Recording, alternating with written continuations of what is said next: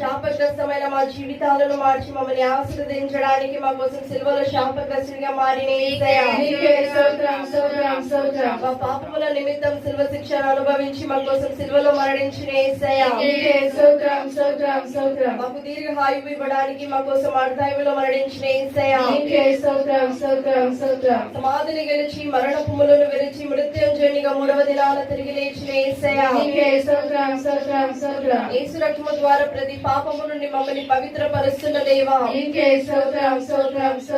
యేసు రక్తము ద్వారా మాకు విమోచన కలుగ చేసిన దేవా, యేసు రక్తము ద్వారా మా మనసాక్షిని శుద్ధి చేస్తున్న దేవా, యేసు రక్తము ద్వారా మమ్మల్ని ఉచితంగా నీతిమంతులుగా మార్చిన దేవా, అపవాది శక్తుల పైన మాకు జయమిచ్చిన యేసయ్యా,